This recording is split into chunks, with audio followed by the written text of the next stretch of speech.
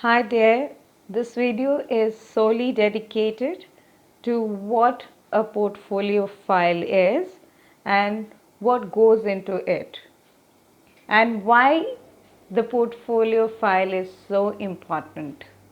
As you know, in class 9th and 10th, this is one of the components of internal assessment. So the other components are periodic tests, multiple assessment and subject enrichment activities. Those 10 marks which are of internal assessment are bifurcated as 3 marks for periodic tests, 2 for multiple assessment, 2 for portfolio and 3 for subject enrichment. That the total comes up to 10. So what exactly is a portfolio? Portfolio is a record, a collection of chosen work by a student, and it is up to the discretion of the student to select the performances over the time and the progresses or the achievement one has done. So it is the student who will be recording for each subject at least 3 to 4 pages of the best work done in each subject.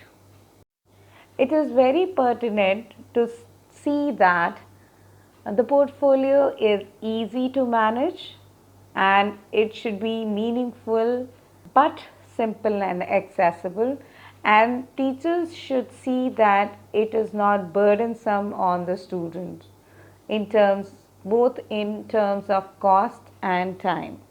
Okay, let's talk about the types of records to be maintained in a portfolio. So a student will display his or her exemplary work in each subject. That is, at least 3 to 4 pages should be devoted to each subject. It can be photographs, it can be presentations, it can be assignments, art integrated learning, and many other things which the student wants to display in his or her portfolio. And the criteria. The criteria to judge a student's portfolio is very, very important.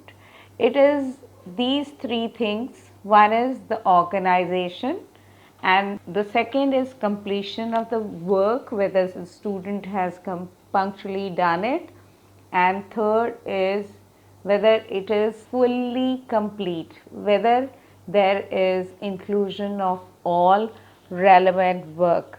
That should be the criteria for judgment and none other. So as you can see here, the student can start off with making the portfolio file, that is the outer covering, which can be creative.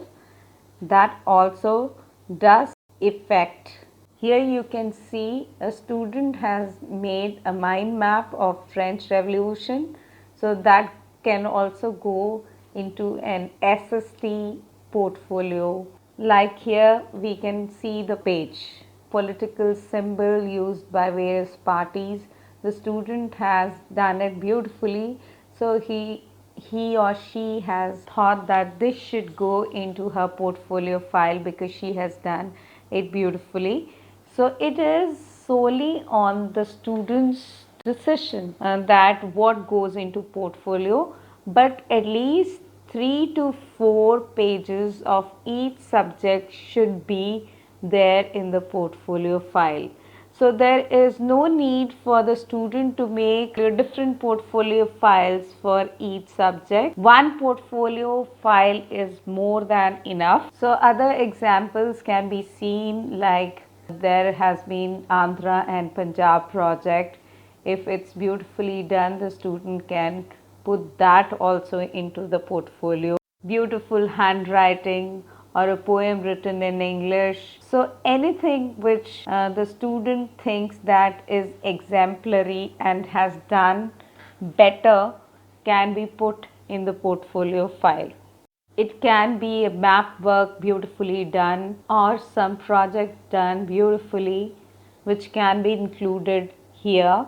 So you need to be very clear that it is the student's decision of what goes into a portfolio file and not the teacher's. So, whatever is the best work of the student can file it in his or her portfolio, and the subject teachers would mark the students on the basis of their specific subject pages and give those particular 2 marks out of 2 marks, whatever a student deserves. I hope you have understood how to go about making a portfolio.